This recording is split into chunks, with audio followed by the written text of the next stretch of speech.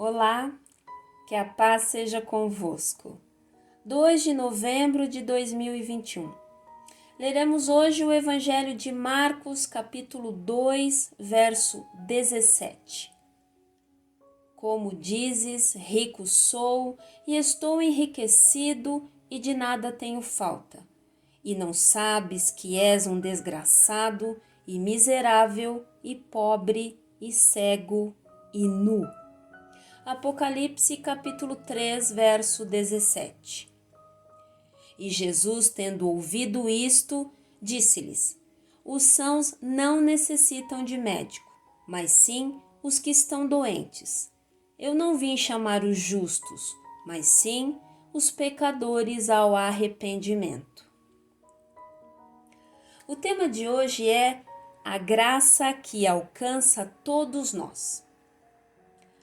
John Newton era irreverente, rebelde, blasfemo, esteve no mar muitas vezes, como mercador de gente.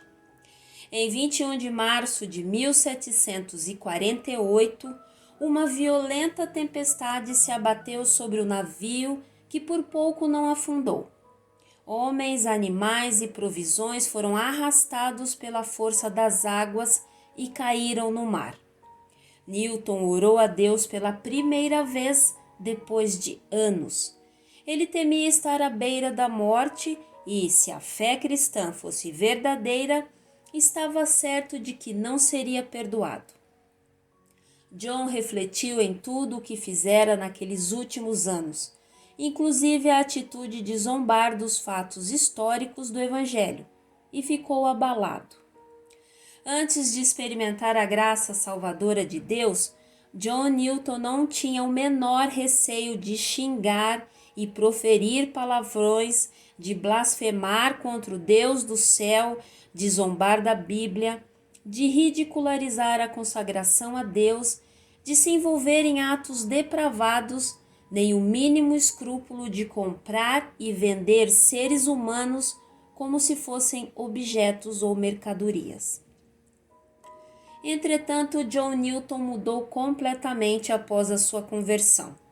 Mais tarde, ele se tornou pastor e exerceu o ministério pastoral por 23 anos, sempre salientando em seus sermões o tema da graça de Deus. Ele compôs e publicou centenas de hinos, inclusive o hino intitulado How Sweet the Name of Jesus Sound, que traduzido quer dizer Quão doce soa o nome de Jesus, conhecido também como Amazing Grace, um nítido contraste com a época blasfema de sua vida pregressa. Ele manteve comunhão com alguns dos mais notáveis nomes do avivamento evangélico na Inglaterra, tais como George Whitefield e John Wesley. Ensinou e encorajou pessoas influentes como o grande missionário William Carey, o poeta William Cowper e o abolicionista William Wilberforce. Além disso, tornou-se um dos maiores defensores do fim da escravidão na Grã-Bretanha.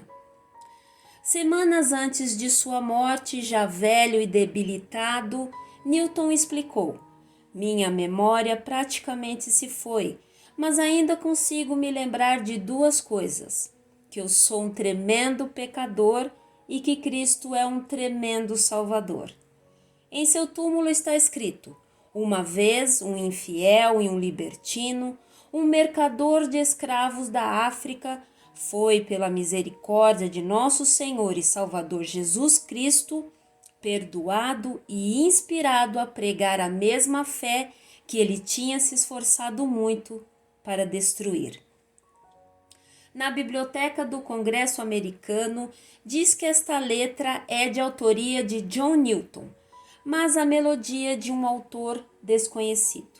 Especula-se que John ouvia apenas o lamento que vinha do fundo do navio, intitulado O Lamento da África Ocidental. Ah, Pai eterno, obrigada por transformar miseráveis, pobres, cegos e nus como nós em testemunhas da sua graça reconciliadora.